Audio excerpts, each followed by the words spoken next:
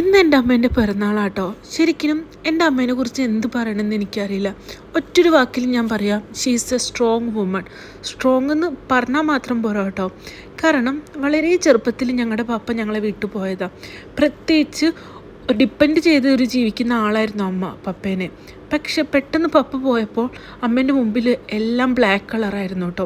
അന്ന് വേണമെങ്കിൽ ഒരു ജീവിതം നോക്കി അമ്മയ്ക്ക് പോകാമായിരുന്നു. അമ്മേൻ്റെ ഇഷ്ടത്തിനനുസരിച്ച് അമ്മയ്ക്ക് ജീവിക്കായിരുന്നു. പക്ഷേ അതൊന്നും വേണ്ട, ഞങ്ങൾ ഈ 2 മക്കളെ നോക്കി വളർത്തിയാൽ മതിയെന്ന് അമ്മ അന്നൊരു തീരുമാനമെടുത്തു. അതൊരു കുറവില്ലാതെ, പപ്പയില്ലാത്ത ഒരു കുറവില്ലാതെ അമ്മ പൊന്നു പോലെയായിട്ടാണ് നോക്കിയത്. ഞങ്ങൾക്ക് 2 പേർക്കും ആവശ്യത്തിലേറെ വിദ്യാഭ്യാസം തന്നു.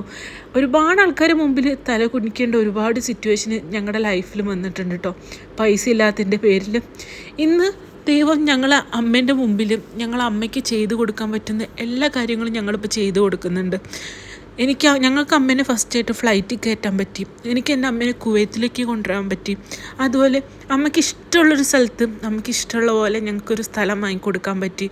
അങ്ങനെ അമ്മേൻ്റെ ഓരോ ചെറിയ ചെറിയ സന്തോഷങ്ങളും, അമ്മയ്ക്ക് വേണ്ട സ്വർണ്ണങ്ങളോ എന്തായിക്കോട്ടെ, അന്നേ ഞങ്ങൾ തീരുമാനിച്ചതാണ്.